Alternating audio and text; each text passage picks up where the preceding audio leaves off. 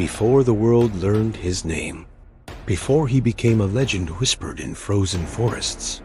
Simo Häyhä was just a quiet farmer with a rifle. Yet in 100 days, he would become the deadliest sniper in history, and a symbol of a tiny nation that refused to kneel before a giant. And here's something most people don't know. During this same war, a simple glass bottle filled with gasoline became the Soviet Union's worst nightmare.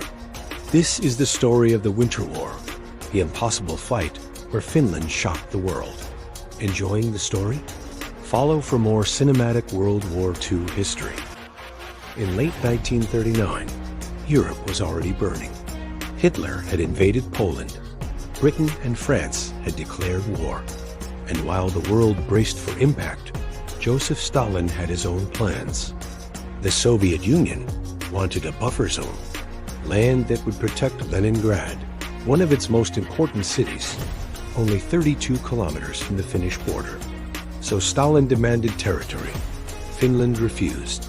A small democratic nation of 3.7 million people would not surrender its independence.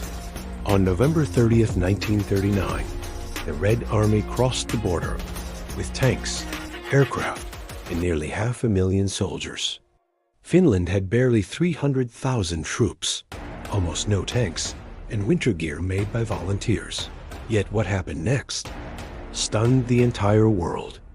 Most expected the war to be over in 2 weeks. But the Soviet army had underestimated 3 things: Finland's terrain, Finland's winter, and Finland's will.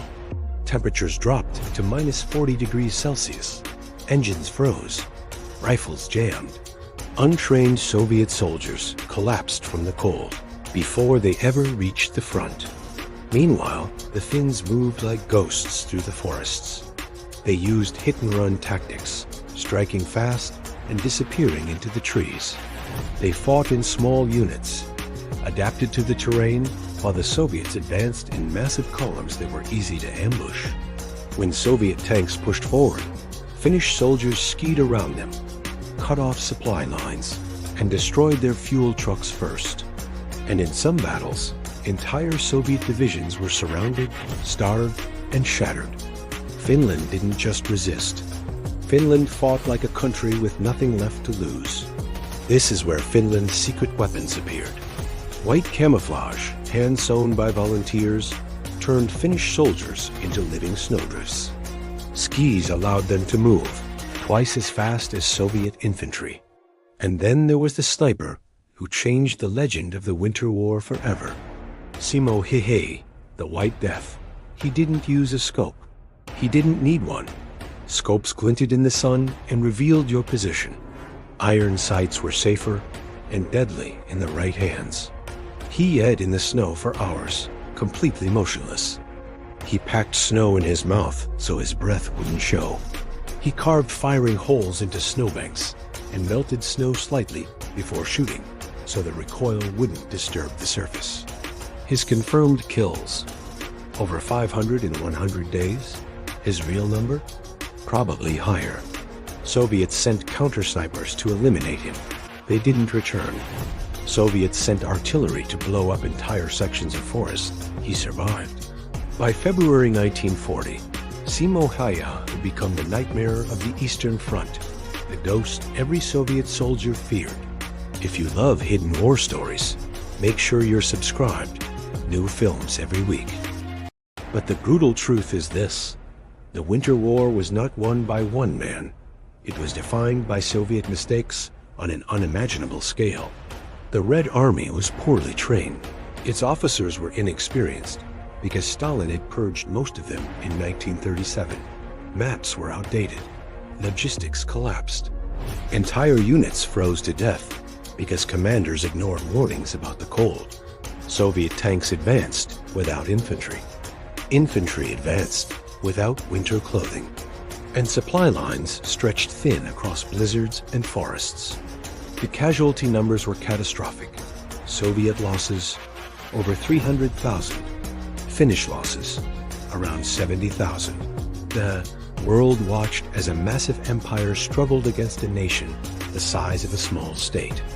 Newspapers called it The David versus Goliath War. The miracle of the North. Finland's stand for freedom. From London to New York, people lined up to donate money, clothing, and weapons to help Finland. Volunteers across Europe tried to join the fight, but the world could do little. Finland stood almost entirely alone. Yet their resistance exposed the weaknesses of the Soviet military, weaknesses that Hitler would notice and later exploit in Operation Barbarossa.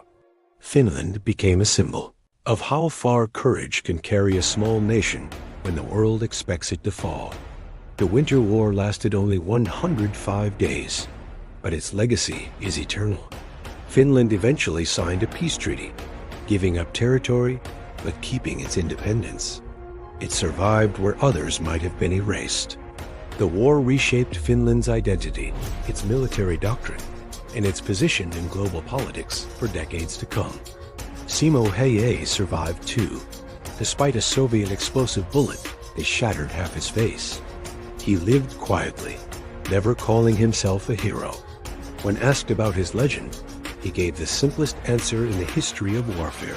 I did what I was told, and maybe that's the lesson of the Winter War. Sometimes the smallest nations, the quietest people, and the coldest forests produce the strongest fighters. Thanks for watching this cinematic breakdown of the Winter War, the impossible fight where Finland shocked the world. Next week, Secrets of the Eastern Front, the stories they tried to bury.